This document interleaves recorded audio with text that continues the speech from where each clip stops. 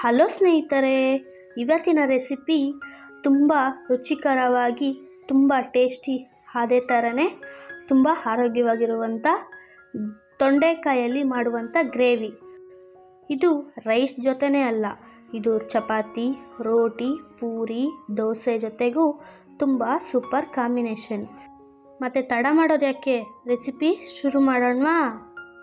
ಅದಕ್ಕಿಂತ ಮೊದಲು ಪೂರ್ವಿ ಆಸ್ಪದ ಚಾನಲ್ನ ಯಾರು ಸಬ್ಸ್ಕ್ರೈಬ್ ಮಾಡ್ಕೊಂಡಿಲ್ಲೋ ಸಬ್ಸ್ಕ್ರೈಬ್ ಮಾಡ್ಕೊಳ್ಳಿ, ಹಾಗೆ ಪಕ್ಕದಲ್ಲೇ ಕಾಣುವಂಥ ಬೆಲ್ ಐಕನನ್ನು ಕ್ಲಿಕ್ ಮಾಡಿ.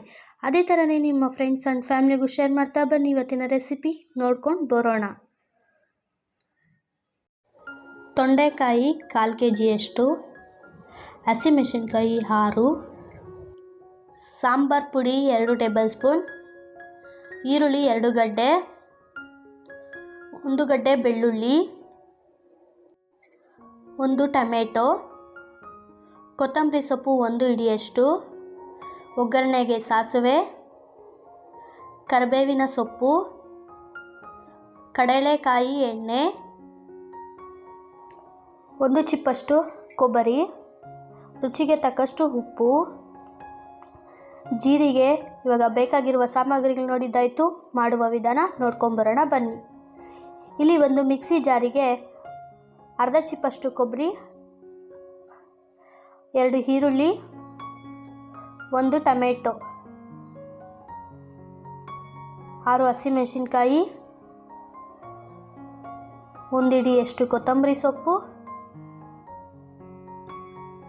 1 ಗಡ್ಡೆ ಬೆಳ್ಳುಳ್ಳಿ, 2 ಟೇಬಲ್ ಸ್ಪೂನ್ ಅಷ್ಟು ಸಾಂಬಾರ್ ಪೌಡರ್. ಇಲ್ಲಿ ಖಾರ ನೋಡಿಕೊಂಡು ಹಾಕ್ಕೊಳ್ಳಿ. ಇಲ್ಲಿ ಹಸಿಮೆಣಸಿನ್ಕಾಯಿ ಸಾಂಬಾರು ಪೌಡ್ರ್ ಯೂಸ್ ಮಾಡಿರೋದ್ರಿಂದ. ಇವಾಗ ರುಬ್ಬೋದಕ್ಕೆ ಎಷ್ಟು ನೀರು ಬೇಕೋ ಅಷ್ಟು ಹಾಕ್ಕೊಂಡು ನೀಟಾಗಿ ರುಬ್ಕೊಂಬರೋಣ. ಇಲ್ಲಿ 1 ಲೋಟ ನೀರು ತೊಗೊಂಡಿದ್ದೀನಿ ನಾನು. ಇವಾಗ ಒಂದು ಕುಕ್ಕರ್ಗೆ 5ರಿಂದ 6 ಟೇಬಲ್ ಸ್ಪೂನಷ್ಟು ಎಣ್ಣೆ ಹಾಕಿ, ಎಣ್ಣೆ ಕಾದ ನಂತರ ಅದಕ್ಕೆ ಅರ್ಧ ಟೇಬಲ್ ಸ್ಪೂನಷ್ಟು ಸಾಸಿವೆ,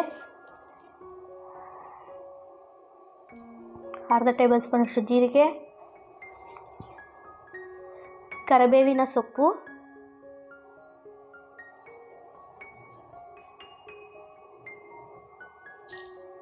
ತೊಂಡೆಕಾಯಿ. ನಾನು ಒಂದು ತೊಂಡೆಕಾಯಿನ 4 ಭಾಗ ಮಾಡ್ಕೊಂಡಿದ್ದೀನಿ, ಅದನ್ನು ಹಾಕ್ಕೊತಾ ಇದ್ದೀನಿ. ಇಲ್ಲಿ 1/4 kg ತೊಂಡೆಕಾಯಿನ ಯೂಸ್ ಮಾಡಿದ್ದೀನಿ.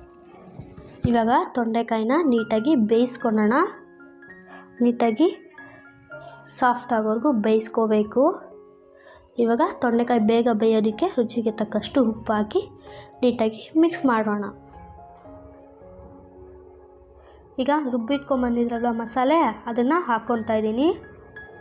ಅದೇ ಜಾರಿಗೆ ಸ್ವಲ್ಪ ನೀರು ಹಾಕ್ಕೊಂಡು ಇವಾಗ ಕುಕ್ಕರಿಗೆ ಹಾಕ್ಕೊಂಡಿದ್ದೀನಿ.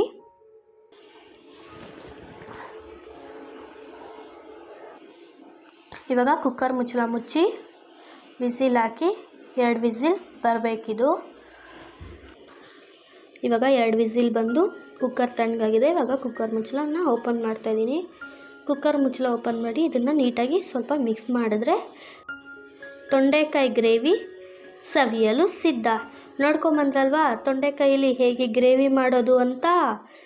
ಈ ರೆಸಿಪಿನ ಮನೇಲಿ ಒಂದ್ಸಲ ಟ್ರೈ ಮಾಡಿ ನೋಡಿ, ಹೇಗಿತ್ತು ಅಂತ ನನಗೆ ಕಮೆಂಟ್ ಮೂಲಕ ಕಮೆಂಟ್ ಬಾಕ್ಸಲ್ಲಿ ತಿಳಿಸಿ. ಇನ್ನೂ ಯಾರು ಪೂರ್ವಿ ಆಸ್ಪದ ಚಾನಲ್ನ ಸಬ್ಸ್ಕ್ರೈಬ್ ಮಾಡ್ಕೊಂಡಿಲ್ಲೋ ಸಬ್ಸ್ಕ್ರೈಬ್ ಮಾಡ್ಕೊಳ್ಳಿ, ಹಾಗೆ ಪಕ್ಕದಲ್ಲೇ ಕಾಣುವಂಥ ಬೆಲ್ ಐಕನನ್ನು ಕ್ಲಿಕ್ ಮಾಡಿ. ಹಾಗೆ ಮತ್ತೆ ಸಿಗೋಣ ಹೊಸ ರೆಸಿಪಿಯೊಂದಿಗೆ. ಅಲ್ಲಿವರೆಗೂ ಧನ್ಯವಾದಗಳು.